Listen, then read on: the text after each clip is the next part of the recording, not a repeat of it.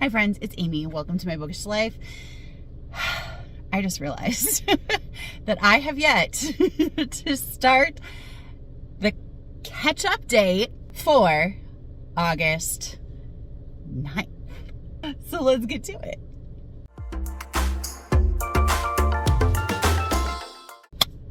All right. I realized yesterday, right before sprints, that I have been missing a grand opportunity with my Ketchupathon updates to call them KetchUpdates. So I don't know if I'm going to do that now or what, but it felt pretty good just now. I'm not going to lie. So here's the deal. It's been a very low-key day. Today I've done a bunch of chores. I fell asleep while I was trying to edit my video, and so my CetchUpdate from yesterday was late.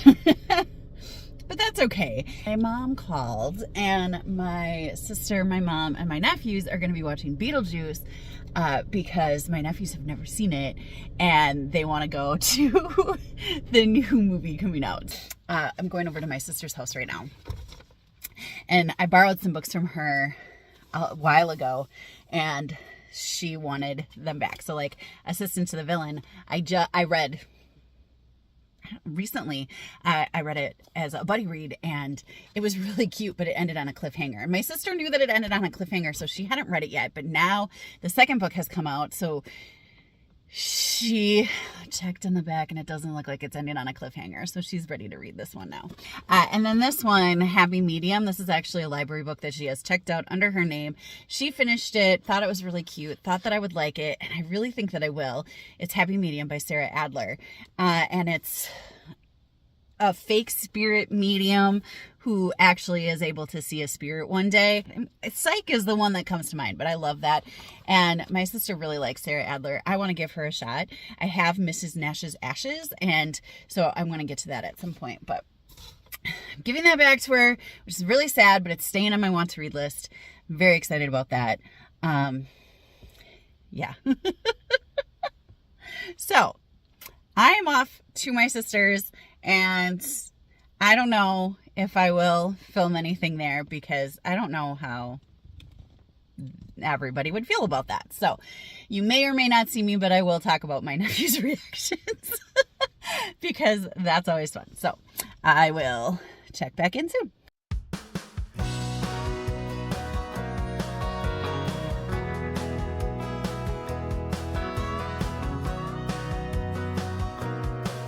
Most match mayhem. Yes, I got another match. I got another match. This is not helpful. What are you trying to do? Get 3 cards of one color. I got 2 of them. Okay. I'm great. Good. Most match mayhem. That's one color. Guess you gotta do the flip.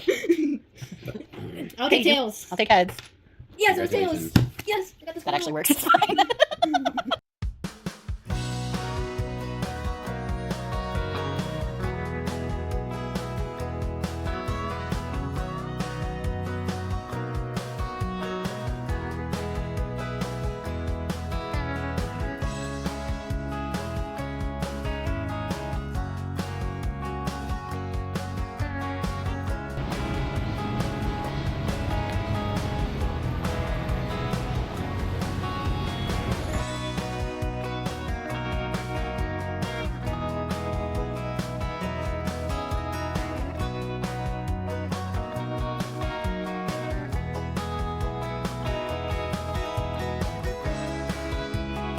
All right, so one thing that I wanted to do today is to wrap up my July reading. There were 4 books that I didn't talk about in any of my check-ins, and I kind of just wanted to like review the books that I read kind of thing.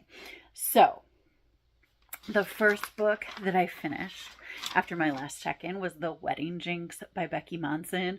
I was pretty close to being finished with this one at my last check-in, and I really loved it. Mila is the main character. She thinks she's a Jake. She thinks she's a jinx on weddings because every wedding that she's stood up in, something has happened. largely because of her influence, but never purposely, never nefariously. And it's really funny and just bantery, and I love it. I just think it's a lot of fun.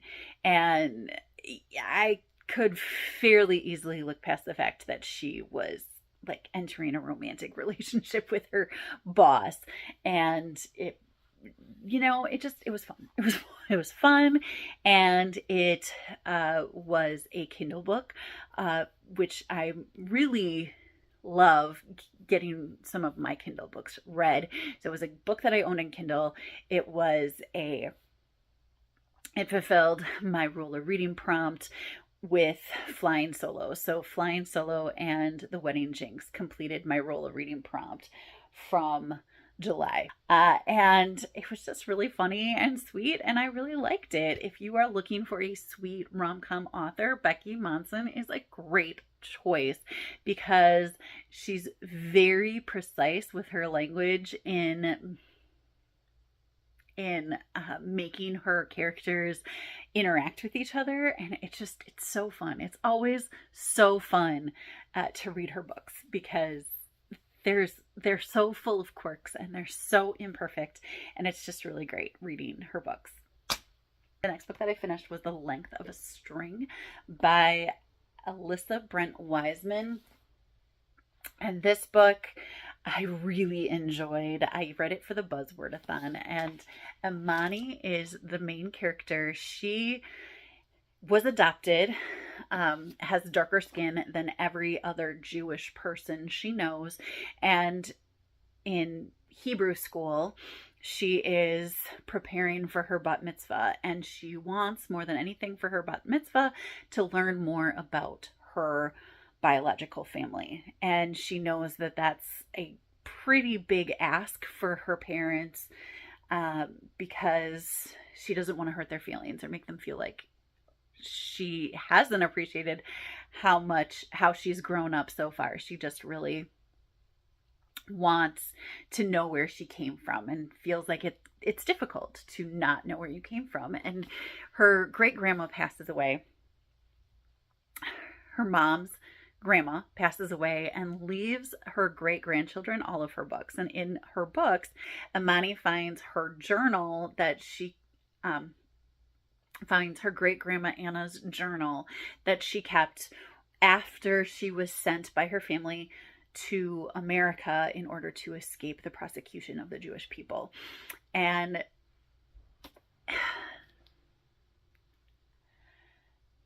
it's beautiful. Anna was the oldest. She was a twin, and so she writes letters in her journal to her twin sister Bella. The past tense storyline is written as an epistolary because it's Anna's journal entries, which I really like in a middle grade novel because it takes away chances of there being confusion between the two timelines. It's not a necessary thing to do when you have dual timelines in a middle grade book, but I think it can be really helpful to find a way to differentiate between the two timelines. And Alyssa Brent Wiseman does that by making this past tense timeline epistolary, and I think that's really cool. I loved Imani's interactions with her family, with her friends, everything about this. I love this cover. All of these pictures have to do with Anna's story coming to America and being in America, and it was just a really great story. And Imani finds things out as she's reading the diary. She finds things out from her family about what's coming next in the diary, in the journal, and it's just how the stories overlap and come together is so wonderful. I absolutely loved it. I loved it so much. I gave this 5 stars. It was beautiful and delightful, and chef's kiss. And then the next book that I finished was The Secret Life of Bees by Sue Monk Cade. I was so loving this all the way. I was so in it. I was enthralled by it. And then I got to the last, just the ending. It ended so fast. There was this big build up, and all of a sudden the ending was just done. And I didn't feel like there was enough stakes. Like there wasn't enough high stakes involved in what was happening. I wanted there to be more high stakes, and I didn't feel like that was there. So I did give it 4 stars. I really enjoyed it. I loved the characters. I loved how Lily, the main character, I loved how she grew. Lily and her housekeeper, Rosaline, adventure to, oh no, what is it? Tiburon, South Carolina, in order to escape the situation that they are currently in. They meet the Calendar sisters August, June, and May. There used to be an April, but April died. And it just, the sequence of events that brings them to the sisters, how she grows by becoming a beekeeper and helping August with her beekeeping. It's really a beautiful story of finding yourself. Last book that I finished was Ordinary Grace by William Kent Krieger. And I read this book because my In Real Life book club of Cupcakes and Chapters is reading it for August, and I wanted to get it finished if I could, or at least started before Ketchupathon, and because book club takes place during Ketchupathon, and I didn't want to be juggling that among other things, which I ended up doing with other books, but that's neither here nor there. I loved this so much. Frank is the main character, and he is telling the story of a summer 40 years earlier when he was, I think, 13 or 12, 13, you know, I don't know, but, you know, it felt very Wonder Years or The Sandlot or The Body by Stephen King, where he's relaying the story of when he realized the fragility of life and how everything can change in the blink of an eye, and everything that you thought you knew can be completely different than what is actually real and true. And it was a beautiful story in that aspect, but it also contained this mystery of how the death that surrounded him that summer happened and how everyone in the family was dealing with those deaths and how everybody in the community was dealing with those deaths. It was so beautifully told, so beautifully written. And it was so good. It was so good. I started listening to it with my ears, but I ended up just reading it with my eyeballs. I just didn't want to wait I didn't want to wait for the narration to get where I wanted it to go. I was so in it, and I just loved it so much. An easy 5 stars. So I really ended the month very strong in July. I was so thrilled with myself. Hello. So I have had a wonderful day today. More than I thought I was going to. So I went to my sister's house, as I said. As I was driving there, I started listening to The Unfortunate Side Effects of Heartbreak and Magic by Brianne Randall. I have been enthralled with this book. It's like Gilmore Girls meets Practical Magic or something like that. And I can totally see the small town vibes as I'm reading this. I am on page 66 and I'm just liking it. It's got these cute little cozy fantasy vibes that I'm just really loving lately. Sadie is the main character, and the magic that she has is food magic. Makes recipes that, and the ingredients combined do different things. Kind of like herbal remedies in a sense. Anyway, when I was at my sister's, we had to wait a little bit before we could watch the movie because my sister wasn't home. She was getting supplies for supper. So my nephews, my mom, and I played Moose Match Mayhem, which is by Dolphin Hat Games.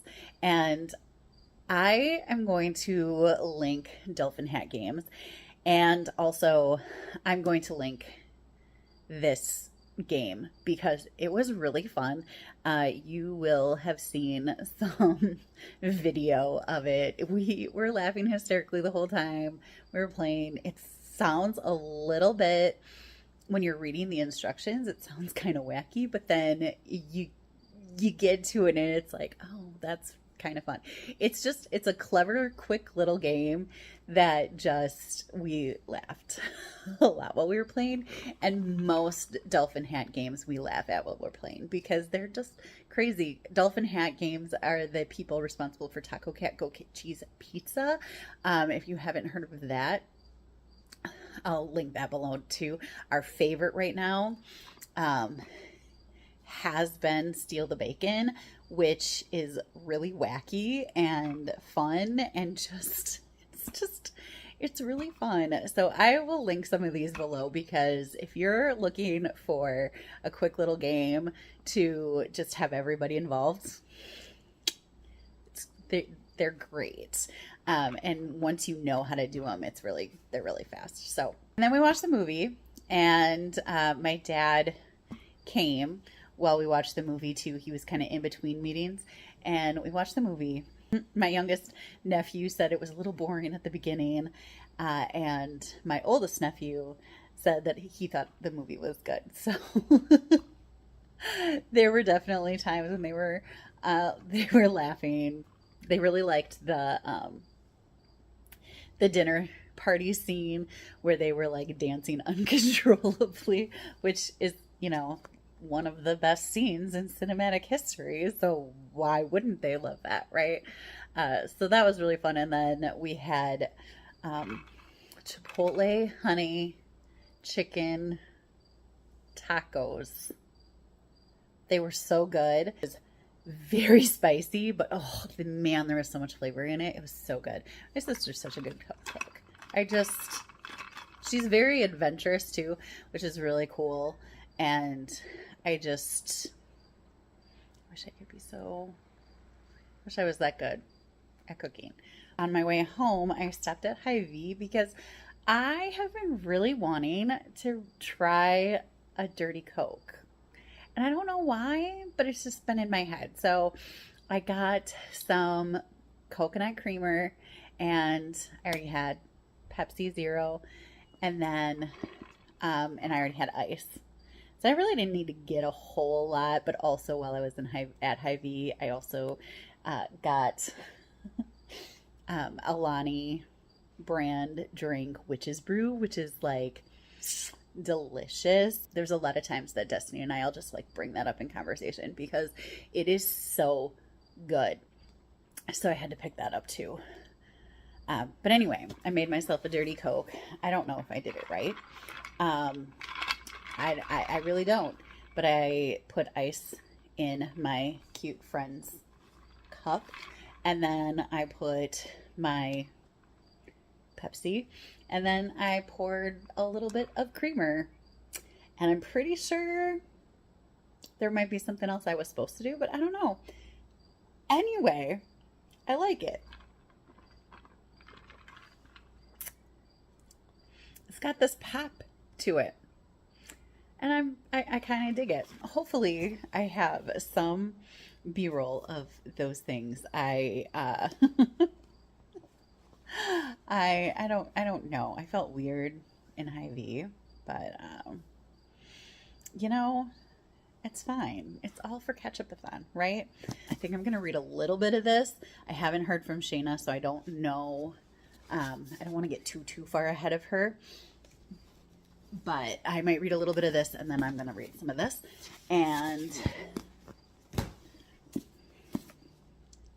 probably done with this for the night. So I probably won't update you again on this one. But I'm enjoying it and I'm really excited that I have finally gotten to it. So, oops, I did not close out this video. Let me know how your August is going down in the comments. I love chatting with you down there.